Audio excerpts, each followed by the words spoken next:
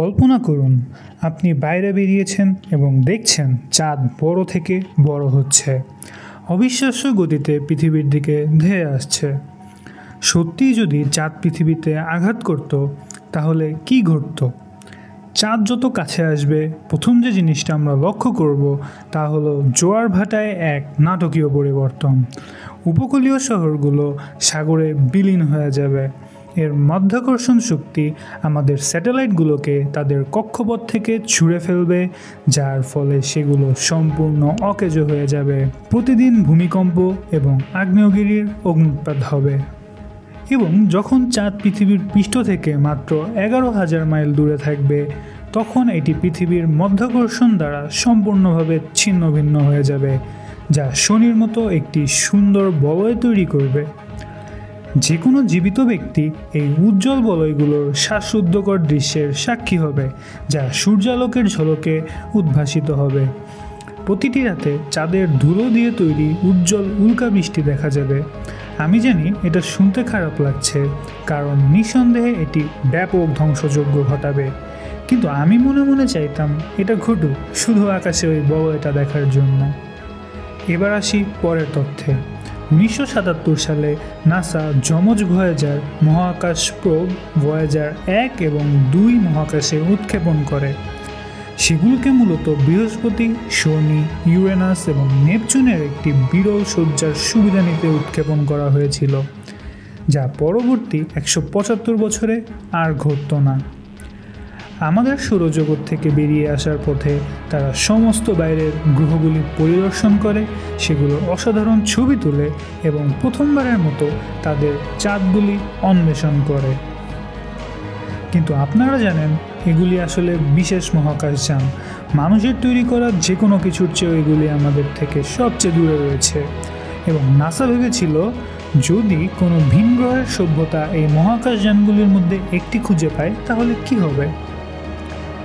তাই তারা এর মধ্যে একটি খুব বিশেষ বার্তা অন্তর্ভুক্ত করেছিল, গোল্ডেন রেকর্ড, অথবা আমি এটিকে পৃথিবীর টাইম ক্যাপসুল হিসেবে মনে করি।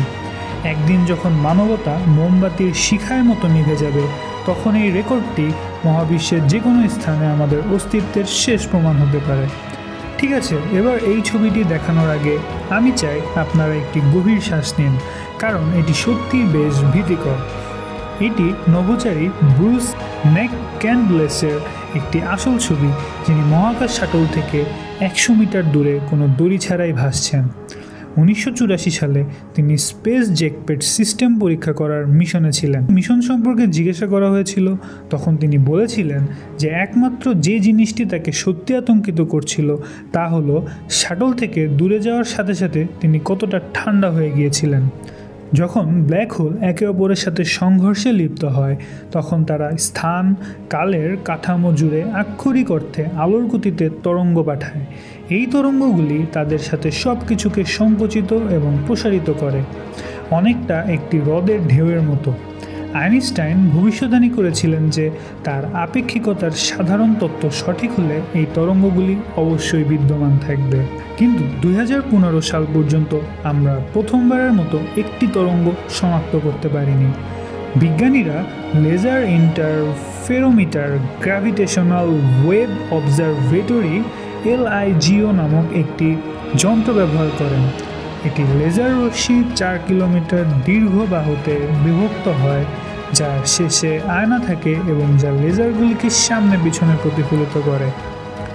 এখন যখন মহাকাশীয় তরঙ্গ পৃথিবীর মধ্য দিয়ে যায়, তখন প্রতিটি বাহুর দৈর্ঘ্য সামান্য পরিবর্তন হয়, যা তারা এই পদ্ধতি ব্যবহার করে শনাক্ত করতে সক্ষম হয়েছিল। নাসার মঙ্গল রোভার অপরচুনিটি আমাদের মহাকাশে উৎক্ষেপণ করা সবচেয়ে সফল রোভারগুলির মধ্যে একটি ছিল, এবং তার শেষ কথাগুলো আপনার শোনা সবচেয়ে দুঃখজনক কথাগুলির মধ্যে অন্যতম। দেখুন, অপরচুনিটি প্রাথমিকভাবে লাল গ্রহে মাত্র 90 দিন বেঁচে থাকার কথা ছিল, কিন্তু সে ছিল অদম্য। তার সৌর প্যানেল ব্যবহার করে সে 14 বছরেরও বেশি সময় ধরে মঙ্গল পৃষ্ঠে 28 মাইলেরও বেশি ভ্রমণ করতে সক্ষম হয়েছিল। এরপর এক দুর্ভাগ্যজনক দিনে যখন একটি মঙ্গলীয় ঝড় রোবটটির উপরে নেমে আসে, তখন আকাশ সম্পূর্ণ সূর্যালোকে ঢাকা পড়ে যায় এবং সৌর শক্তিচালিত অপরচুনিটি বাড়িতে এই বার্তা পাঠায়, আমার ব্যাটারি কম এবং অন্ধকার হয়ে আসছে। আমরা সবাই জানি যে পৃথিবীর সূর্যাস্তে একটি সুন্দর লাল বা গোলাপি আভা থাকে, কিন্তু অন্যান্য গ্রহে যেমন মঙ্গল গ্রহে কেমন হয়? সৌভাগ্যবশত আমাদের সেখানে রোভার আছে যারা কিছু ছবি তুলতে পারে এবং বাড়িতে পাঠাতে পারে, এবং এটাই আমরা দেখি মঙ্গলের সূর্যাস্তের একটি সুন্দর নীল আভা থাকে। এটি ঘটে কারণ মঙ্গলের পৃষ্ঠে সূক্ষ্ম ধুলো নীল আলোকে অন্যান্য রঙের চেয়ে কিছুটা বেশি দক্ষতার সাথে বায়ুমণ্ডলে প্রবেশ করতে দেয়।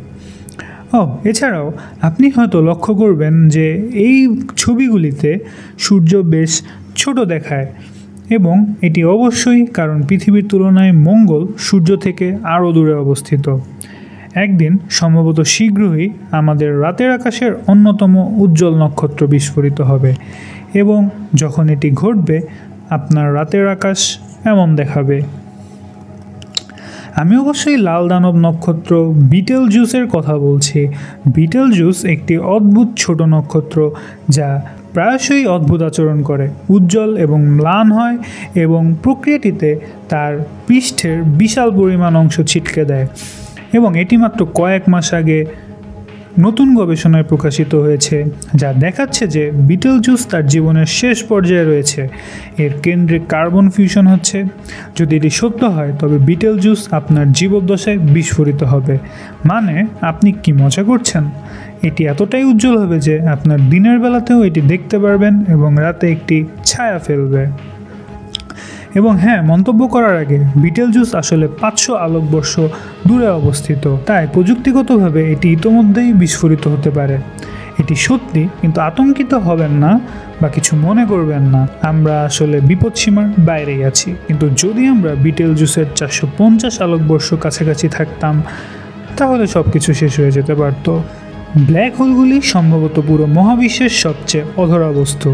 এগুলি অত্যন্ত ঘন বিশাল বস্তু যাদের এত শক্তিশালী মহাকর্ষীয় আকর্ষণ রয়েছে যে আলো তাদের টান থেকে বাঁচতে পারে না। আমাদের গ্যালাক্সিতেই 100 মিলিয়নেরও বেশি ঘনত্ব ব্ল্যাক হোল থাকতে পারে, কিন্তু যেহেতু তারা কোনো আলো নির্গত করে না, তাই তাদের খুঁজে বের করা অত্যন্ত কঠিন, যদি না তারা কিছু খাচ্ছে। বেশিরভাগ গ্যালাক্সির কেন্দ্রে থাকা সুপার ম্যাসিভ ব্ল্যাক হোলগুলি অবিশ্বাস্য পরিমাণের পদার্থ গ্রাস করে, যা উজ্জ্বলভাবে জ্বলন্ত অ্যাক্রেশন ডিস্ক তৈরি করে, যা আপনি ইন্টারস্টেলারের মতো সিনেমাতে দেখেছেন। এখন যদিও আপনি আসল ব্ল্যাক হোলটি দেখতে পারবেন না, আপনি ইভেন্ট হরাইজন দেখতে পারেন। যে বিন্দু থেকে আলো ব্ল্যাক হোলের ভিতরে শোষিত হয়, এটি ফিরে আসার শেষ সুযোগ। তারা যত দূরেই থাকুক না কেন এবং তাদের খুঁজে বের করা যতটা অসম্ভব কঠিনই হোক না কেন, বিজ্ঞানীরা আসলে পৃথিবীর আকারের একটি টেলিস্কোপ ব্যবহার করে দুটো ব্ল্যাক হোলের ছবি তুলতে সক্ষম হয়েছিলেন। আপনি ঠিকই শুনেছেন। যখন আপনি হিসাব করবেন এবং বের করবেন যে এই ধরনের একটি ব্ল্যাক হোলের বিস্তারিত ছবি তোলার জন্য আপনার কত বড় টেলিস্কোপ প্রয়োজন হবে, তখন আপনি দেখবেন যে আপনার একটি সম্পূর্ণ পৃথিবীর আকারের টেলিস্কোপ প্রয়োজন হবে। এখন স্পষ্টতই আমরা মহাকাশে গিয়ে এই আকারের একটি টেলিস্কোপ তৈরি করতে পারি না, সেটি সম্ভব নয়। তাই তারা সৃজনশীল হয়েছিলেন।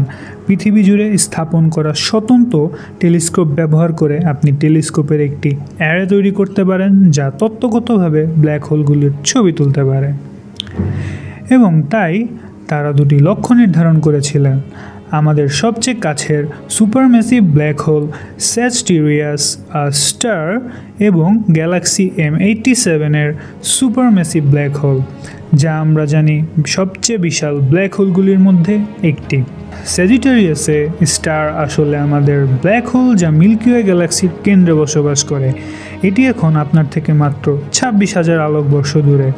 অন্যদিকে M87 53 মিলিয়ন আলোকবর্ষ দূরে অবস্থিত। 1990 সালে ভয়েজার 1 মহাকাশযান নেপচুন পেরিয়ে সৌরজগৎ ছেড়ে যাচ্ছিল। কার্ল সাগান আসলে নাসাকে বোঝাতে সক্ষম হয়েছিলেন যে এটিকে ঘুরিয়ে পৃথিবীর শেষ একটি ছবি তোলা হোক। কিছু লোক বলেছিল যে এটি কেবল বোকা এবং জ্বালানি অপচয়, কিন্তু তারা তা করেছিল। ভয়েজার 1 ভারী থেকে 4 বিলিয়ন মাইল দূরে ছিল যখন এই ছবিটি তুলেছিল। এটি একটি বিক্ষিপ্ত আলোর রশ্মিতে ধরা পড়া পৃথিবী।